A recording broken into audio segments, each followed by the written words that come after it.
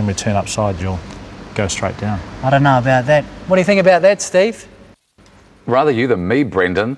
But now, two men who know a lot about danger. Lieutenant Commander Steve Lenik and Captain Paul Mead have just returned from a UN mission to help clear 1 million unexploded cluster bombs and other explosives in southern Lebanon. This is all following the 30-day war between Israel and Hezbollah in 2006.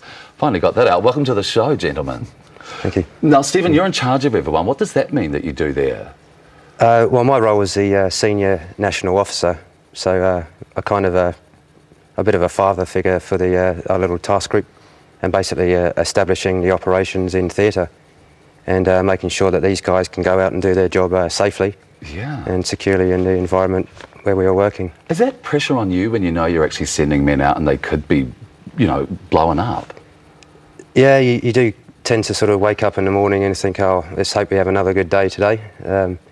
But the guys are well trained and we're well prepared and equipped for what we were doing, so you know, I could sort of rise and shine quite eagerly. Now, Paul, you're sort of out there in the field with the men as well. How do you go about finding the cluster bombs?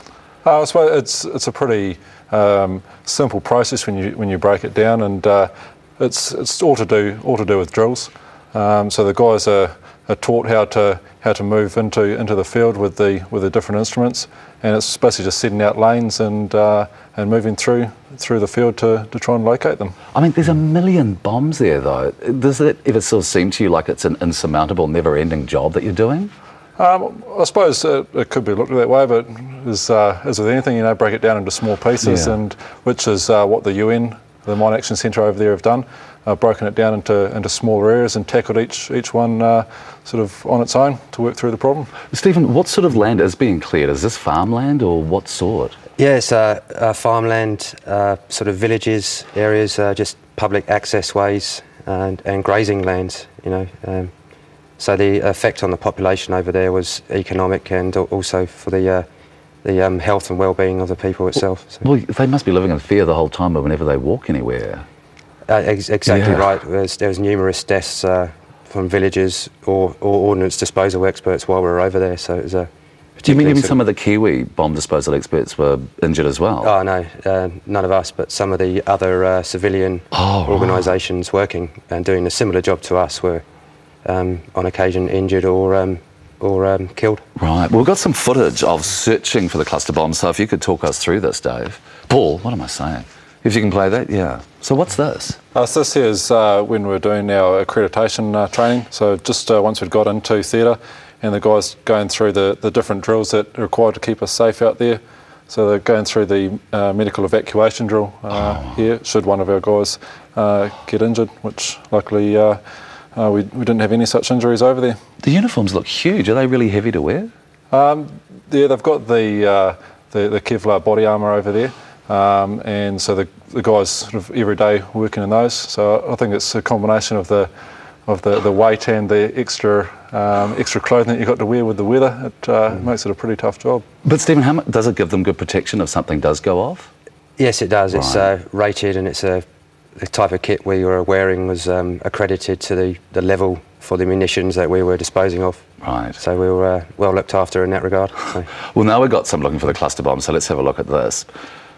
So what's that's in the hand? Oh, that's the scanning for metal. Yeah, they're using a metal detector there, and this is one of the boys doing the excavation drill so if one of the munitions was actually buried, to actually dig it out so that the EOD expert could go in there and dispose of it. It just looked like he had like a garden trowel that he was... Is that? It was exactly that. Is that how you do it? Like when you find a bomb, you dig it up like that? A lot of them were, or the majority of them were actually on the surface, so they were a lot easier.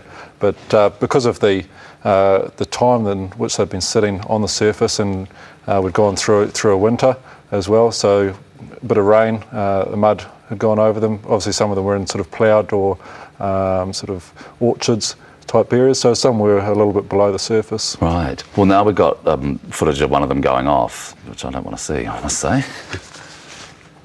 So that is one of the cluster munitions there, and that's the EOD team going through their drills in order to dispose of that munition. So would you like defuse them now, or do you blow them up? What's the easiest way, Stephen? Well, there's two methods. Some of the munitions that we were encountering were very sensitive, and we had to blow them where they lay. Oh, right. But other than that, we could render them safe and move them to an area and blow them up in a group, a bunch of them. So all of them. I've got to ask Paul, when you're out there doing that, are you scared? I don't think that you're so much scared because of the training that you're given. It sort of equips you to know what you're actually doing. Right. But I suppose there is always something in the back of your mind there, sort of just ticking over, going, "Oh, I hope this does go right today." Yeah. And probably more so for the EOD tech who's down there on his actually own doing it. So, What about your mum though? Is she okay with this? She's a little bit apprehensive to start with, but I think that sort of realise that this is the job that I enjoy, and so. And it has to be done, doesn't it? Yeah, it does. Yeah. It does. Do they have any idea, Stephen, how many unexploded bombs there are at the end of these kind of wars or conflicts? Well, during the July War, as it was known, the Israelis never gave Lebanon any indication of how many sort of rounds they fired into southern Lebanon. So a million unexploded bombs was a bit of a guess, an educated guess. Right. But it's just impossible to determine exactly how many were actually dispersed over the ground. Paul, how are the people there in Lebanon? Were they glad to have you there? Oh, they're fantastic. They're very, very humble, and they realise that you're over there doing a job for them. And so it wasn't uncommon for them to come up when we were working on the sites and shake a hand and show their appreciation, and sort of plenty of offers to go back and meet families and sort of experience a bit of their culture. Well, I want to shake your hands too. Thank you so much for what you do. I think it's amazing and so brave.